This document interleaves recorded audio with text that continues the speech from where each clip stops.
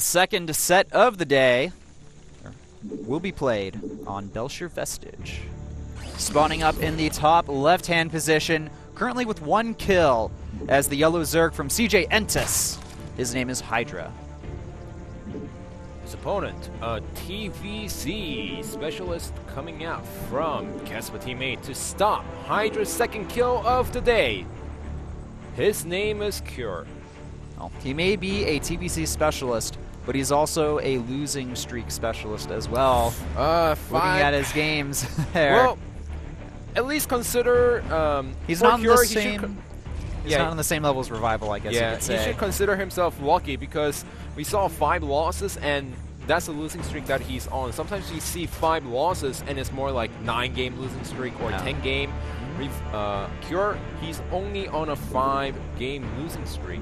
So, and this is a matchup that he is really confident in. As long as he doesn't go mech, I feel like Cure has a nice chance against Hydra. That's true. We did see him try to go mech once against a Zerg player.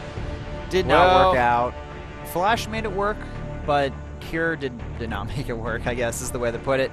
And they did different strategies as well, I feel. So, well, Cure, first of all, it's different strategies, and 2, it doesn't feel Cure style. Cure is someone who's itching to kill those drones at the main base and the third base at the same time. That's true. He's the one who wants to, use the medevacs and the drops. We are going to be seeing a command center first from Cure here. Even going to go ahead and put it down at the low ground. And of course a hatchery first from our Zerg player Hydra. So nothing really fishy here. Everything's looking standard. Yeah, even getting a gas behind this. Pretty early gas actually, but not terribly uncommon. He just wants to make sure he's got that speed ready. The only thing that I want to mention is the command center at the bottom. Usually on a 2-player map, players decide to get the command center at the ramp to make sure that they don't get temp-pulled or a few early Zerglings getting inside the main base.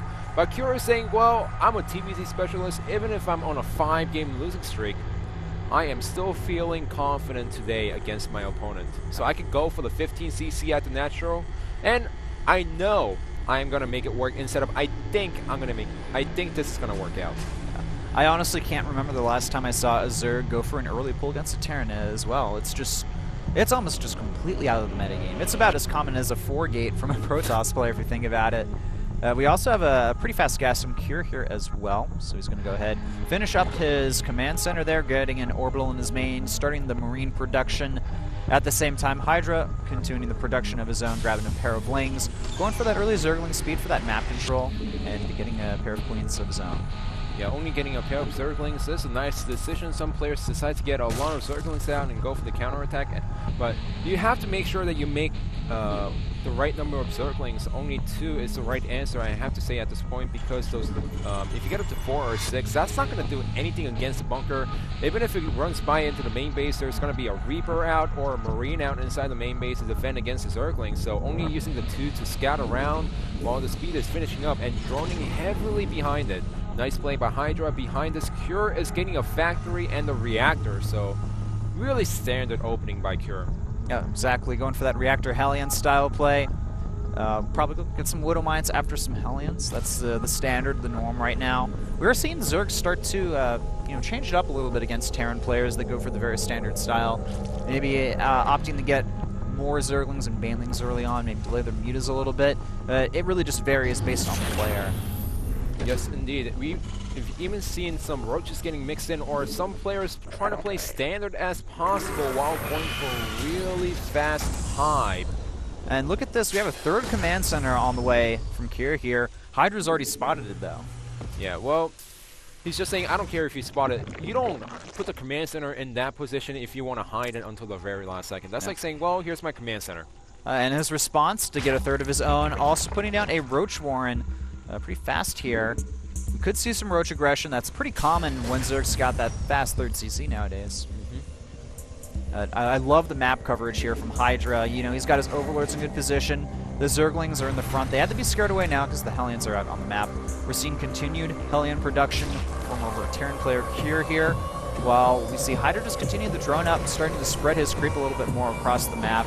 No layer yet from him necessarily, just finishing up that Roach Warren.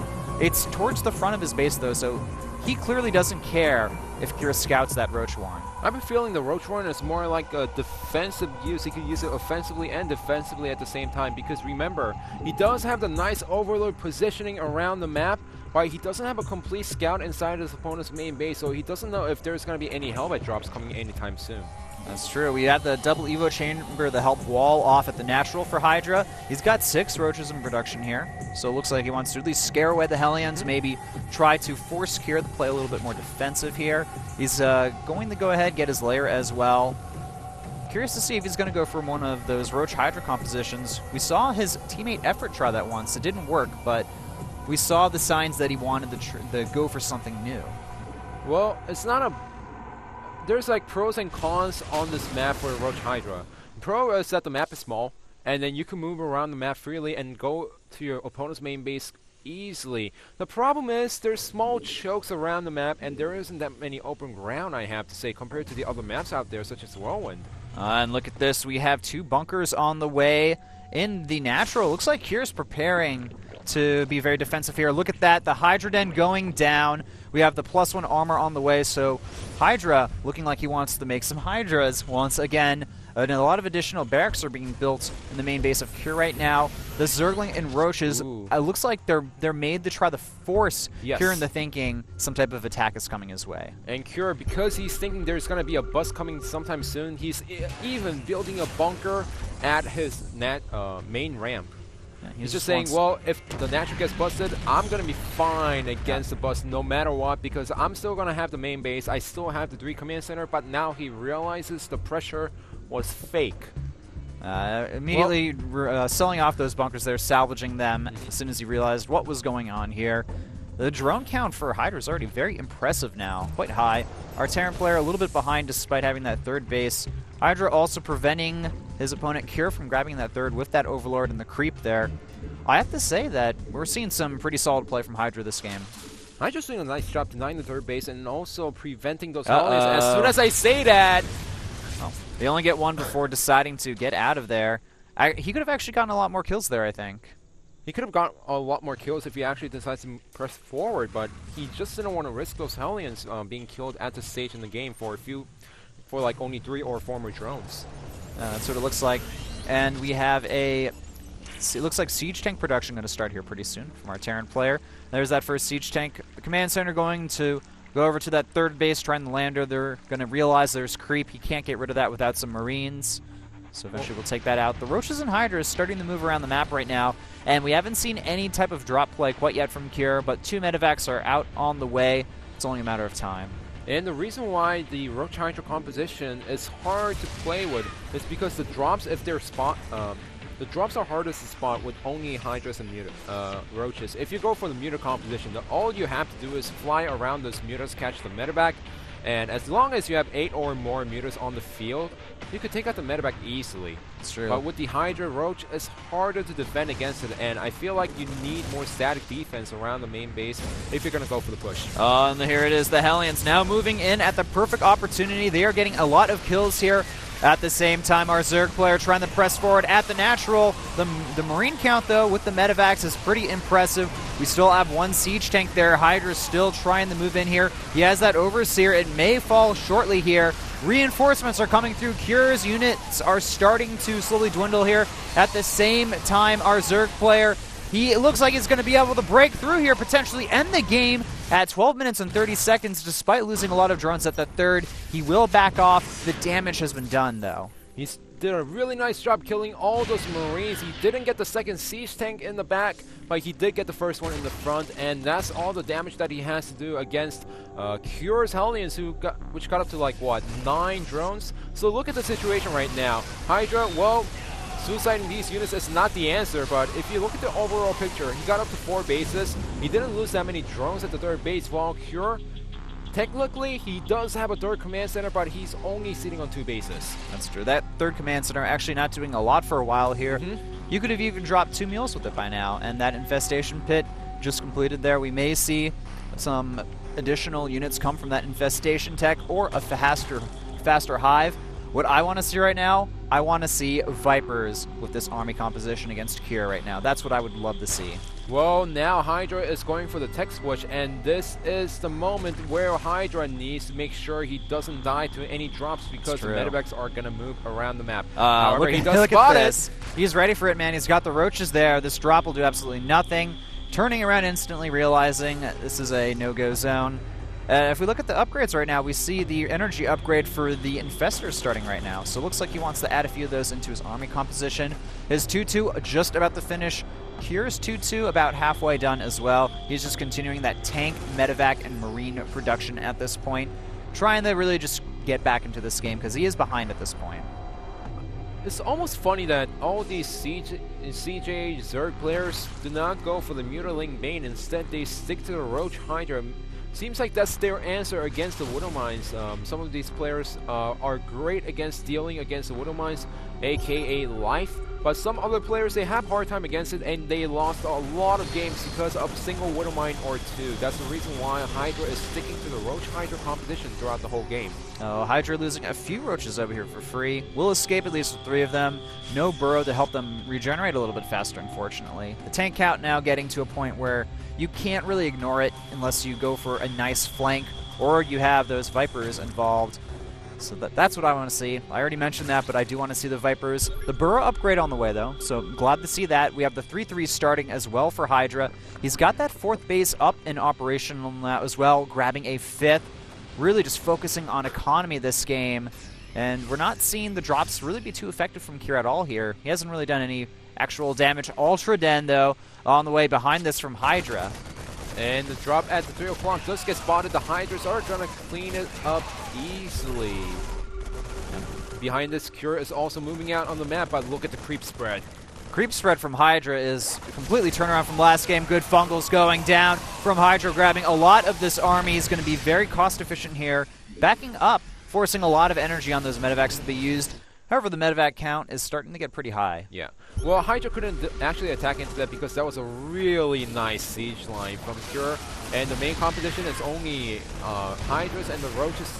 Not an ideal composition against the siege tanks. However, what Hydra's trying to do right now is buy enough time to make sure that Kira, if he is pushing out right now, he pushes out as slow as possible. Look at this. We have the Infested Terrans. So where are they at this point? The Bio will die at the front. The tanks behind them, they may be able to do enough damage, forcing Hydra back here. The Bio doesn't even manage to die.